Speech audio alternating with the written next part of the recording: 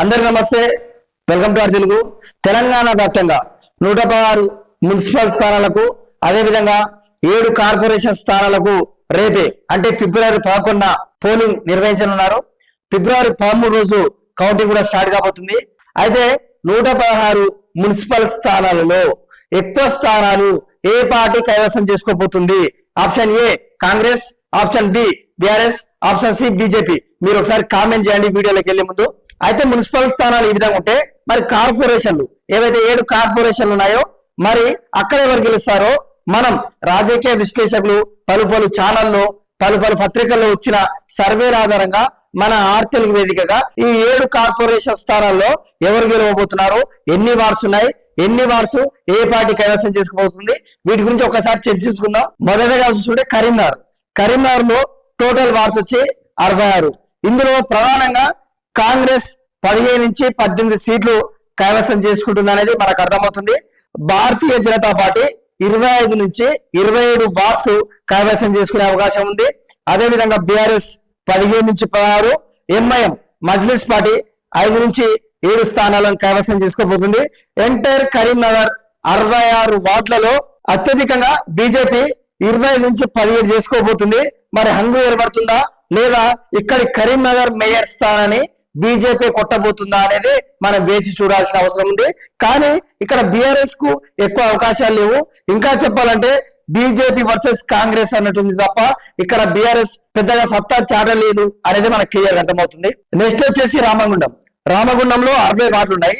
60 వార్డులో ప్రధానంగా కాంగ్రెస్ 30 నుంచి 35 వార్డ్స్ కైవసం చేసే దిశగా ప్రయాణిస్తుంది. అదేవిధంగా బీఆర్ఎస్ కేవలం ఇక్కడ కూడా బీఆర్ఎస్ పెద్దగా లేదు, 10 నుంచి 14 సీట్ల వరకు అక్కడనే ఆగిపోయే అవకాశం ఉంది. అదేవిధంగా బీజేపీ అయితే ఈ రామగుండంలో పెద్దగా లేదు. గతంలో ఒక 5 సీట్లతోటి సరిపెట్టుకుంది 5 వార్డులతోటి. ఈసారి కూడా 0 to 5 మహా అయితే అదే 5 వార్డులు వచ్చే అవకాశం ఉంది. అదేవిధంగా ఆల్ ఇండియా ఫార్వర్డ్ బ్లాక్ ఏదైతే ఉందో దానికి 12 నుంచి 15 సీట్లు వచ్చే అవకాశం ఉన్నాయి. విషయం ఏంటంటే రామగుండం తప్ప ఎక్కడ కూడా ఈ ఆల్ ఇండియా ఫార్వర్డ్ బ్లాక్ అనేది పెద్దగా రాణించదు. రామగుండం ఓవరాల్ గా చూసుకుంటే ఈ 60 వార్డులు కాంగ్రెస్ 30 నుంచి 35 కైవసం చేసుకోబోతుంది. కాబట్టి ఈ రామగుండం మేయర్ కూడా కాంగ్రెస్ కైవసం చేసుకునేది క్లియర్ గా కనబడుతుంది. 100% రామగుండం మేయర్ అవసరమైతే కాంగ్రెస్ వచ్చే అవకాశాలు మనకు స్పష్టంగా కనబడుతున్నాయి. అదేవిధంగా నెక్స్ట్ కార్పొరేషన్ చూసుకుంటే మంచిర్యాలలో దాదాపుగా 60 వార్డులు ఉన్నాయి. ఈ 60 వార్డులలో కాంగ్రెస్ ఏకదాటిగా 42 నుంచి 45 వార్డులు కైవసం చేసుకుంటుంది. ఇది క్లియర్ అనేది విశ్లేషకులు చెప్తున్నారు. అదేవిధంగా బీఆర్ఎస్ మళ్ళీ కూడా ఇక్కడ చాలా డౌన్ ఫాల్ అయింది చెప్పుకోవచ్చు. కేవలం 9 నుంచి 10 సీట్లే కైవసం చేసుకోబోతుంది. ఇక బీజేపీ అయితే కేవలం ఇండిపెండెన్స్ లాగానే 0 to 3కి పరిమితమైంది. కాబట్టి డెఫినెట్ గా మంచిర్యాల కూడా భారీ మెజార్టీ తోటి మేయర్ సీట్ ని కాంగ్రెస్ కైవసం చేసుకుంటుంది అనేది నిపుణులు చెప్తున్నారు. అదేవిధంగా నల్గొండ చూసుకుంటే మొత్తం వార్డుల సంఖ్య 48లో కాంగ్రెస్ 30 నుంచి 32 కైవసం చేసుకుంటుంది. అదేవిధంగా బీఆర్ఎస్ 8 నుంచి 10, అదేవిధంగా బీజేపీ 0 నుంచి 4. ఇంకా ఇక్కడ విషయం ఏంటంటే మజ్లిస్ పార్టీ కూడా 2 వార్డులు కైవసం చేసుకునే దిశ ఉంది. ఎందుకంటే అక్కడ కొంచెం ముస్లిం ఓట్ బ్యాంక్ ఉంది. మేబీ ఒక 2 స్థానాల వరకు ఎంఐఎం పార్టీ కూడా అక్కడ పాగా వేయొచ్చు. సో టోటల్ గా చూసుకుంటే నల్గొండ జిల్లాలో కాంగ్రెస్ ఏమీ ఉంటారు, మరి వాళ్ళ స్వతహాగా తెప్పిస్తున్నారా లేదా ఓట్ బ్యాంకు స్వతహాగా కాంగ్రెస్ ఉందా తెలియదు. కానీ నల్గొండల మేయర్ సీట్ అయితే 100% కాంగ్రెస్ కైవసం చేసుకుంది. అక్కడ మినిస్టర్లు, ఎమ్మెల్యేలు వీళ్ళంతా ఉండి కూడా ఆ మేయర్ సీట్ ను పక్కకు పోనిసే అవకాశం లేదు. అఫ్ కోర్స్ నల్గొండ కొంచెం కాంగ్రెస్ ఓట్ బ్యాంక్ ఉంది కాబట్టి ఏదేమైనా ఇన్ని సమీకరణల దృష్ట్యా నల్గొండలో 30 నుంచి 32 వార్డు వస్తాయి ఎంటైర్. అదేవిధంగా భద్రాద్రి కొత్తగూడెం తీసుకుంటే వార్డుల సంఖ్య వచ్చి 60.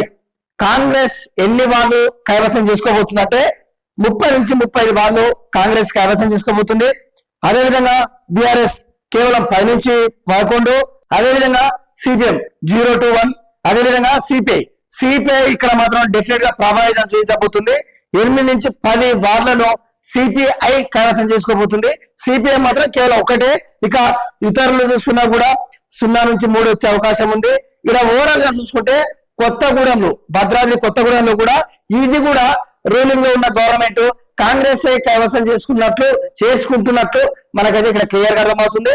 మనం చూస్తుంటే వరుసగా మనం ఇప్పుడు ఏదైతే 4 మాట్లాడుకుంటే అందులో 3 కాంగ్రెస్ కైవసం చేసుకుంటున్నట్టు రాజకీయ విశ్లేషకులు చెప్తున్నారు. మరి వేచి చూద్దాం. 13 తారీఖు రోజు కౌంటింగ్ ఉంది కదా, మరి మనకి ఏదైతే విశ్లేషకులు సర్వే ఇచ్చారో దాని ప్రకారం ఆ డేటా ప్రకారమే కాంగ్రెస్ వస్తుందా లేదా అనూహ్యంగా ఇతర పార్టీలు వస్తున్నాయో కూడా చూడాలి. ఇక కొంచెం నార్త్ తెలంగాణకి వెళ్తే నిజామాబాద్ లో మొత్తం 60 వార్డులు ఉన్నాయి. ఈ 60 వార్డ్స్ లో కాంగ్రెస్ 10 నుంచి 13 కైవసం చేసుకోబోతుంది. బీఆర్ఎస్ కేవలం 0 నుంచి 5, బీజేపీ మాత్రం 20 నుంచి 22. ఇక్కడ ఎంఐఎం, ఇక్కడ ముస్లింలు చాలా మంది ఉంటారు నిజామాబాద్ లో. ఓల్డ్ సిటీ తర్వాత అంతా తెలంగాణ రాష్ట్రంలో ముస్లింలు ఉన్నది నిజామాబాద్ అర్బన్ లో. ఎంఐఎం కూడా 15 నుంచి 17 సీట్లు కైవసం చేసుకోబోతుంది. ఇతరులు కేవలం 0 నుంచి 3. అంటే ఇక్కడ బీజేపీ వర్సెస్ ఎంఐఎం అన్నట్టుంది, లేదా బీజేపీ వర్సెస్ కాంగ్రెస్ అన్నట్టుంది.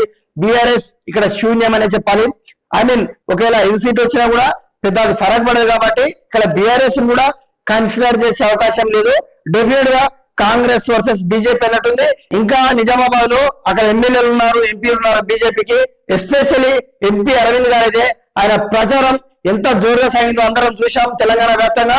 డెఫినెట్ గా రాజకీయ విశ్లేషకులు ఇచ్చిన సర్వే ప్రకారం అయినా సరే, లేదా అక్కడ స్పీడ్ చూసినట్లయినా కూడా నిజామాబాద్ మేయర్ సీటు బీజేపీ కైవసం చేసుకుంటుంది. ఇందులో ఎటువంటి డౌట్ లేదనేది మనకు క్లియర్ గా కూడా అర్థమవుతుంది. ఇక లాస్ట్ చూసుకున్నట్లయితే మహబూబ్నగర్, ఇక్కడ వార్డుల సంఖ్య 60. ఇందులో ప్రధానంగా కాంగ్రెస్ కు 30 నుంచి 35 వార్డులు వచ్చే అవకాశాలు ఉన్నాయి. అదేవిధంగా బీఆర్ఎస్ కు 10 నుంచి 12 వార్డులు వచ్చే అవకాశాలు ఉన్నాయి. అదేవిధంగా బీజేపీకి 7 నుంచి 8 వచ్చే అవకాశాలు ఉన్నాయి. ఎంఐఎం అక్కడ కొద్దిపాటి ముస్లిం జనాభా ఉంది కాబట్టి 1 నుంచి 3% ఎంఐఎంకి వచ్చే అవకాశం ఉంది. ఇతరులు కూడా 1 నుంచి 3 అవకాశం ఉంది. అంటే ఇండైరెక్ట్ గా ఏం చెప్పబోతున్నారు రాజకీయ విశ్లేషకులు అంటే మహబూబ్నగర్ మేయర్ కూడా కాంగ్రెస్ కైవసం చేసుకోబోతుంది. ఇప్పుడు మనం మాట్లాడుకున్న తెలంగాణ వ్యాప్తంగా ఎన్నికలు నిర్వహించిన 7 కార్పొరేషన్లు ఘంటాపథంగా 5 కార్పొరేషన్లు కాంగ్రెస్ కైవసం చేసుకోబోతుంది. ఇంకొక 2 కార్పొరేషన్లు బీజేపీ కైవసం చేసుకోబోతుంది. ఈ 7 కార్పొరేషన్లు బీఆర్ఎస్ కు గుండు సున్నానే. మొన్న ఎంపీ ఎలక్షన్స్ కి ఏదైతే రిజల్ట్స్ వచ్చిందో ఈసారి కార్పొరేషన్ ఎలక్షన్స్ లో సేమ్ బీఆర్ఎస్ కు అదే పునరావృతం కాబోతుంది అనేది విశ్లేషకుల ఆలోచన. అయితే మున్సిపల్ ఎలక్షన్స్ లో మున్సిపల్ వార్డులు కావచ్చు, కార్పొరేషన్ చైర్మన్లు కావచ్చు తప్ప మేయర్లు మాత్రం బీఆర్ఎస్ అయ్యే అవకాశం లేదనేది అనలిస్టులు చెప్తున్నారు. మనం రిజల్ట్స్ వచ్చేంత వరకు కూడా వెయిట్ చేయాలి. ఎందుకంటే కొన్నిసార్లు పరిస్థితులు అన్ఫార్చునేట్ గా అనూహ్యంగా మారే అవకాశం ఉంటది. మరి ఓటర్స్ ఎప్పుడు ఏ విధంగా మలుపు తిప్పుతారో తెలియదు కాబట్టి డెఫినెట్ గా ఫిబ్రవరి 13 వరకు వెయిట్ చేయాలి. ఈ వీడియో గురించి మీరేమనుకుంటారో కామెంట్ చేయండి.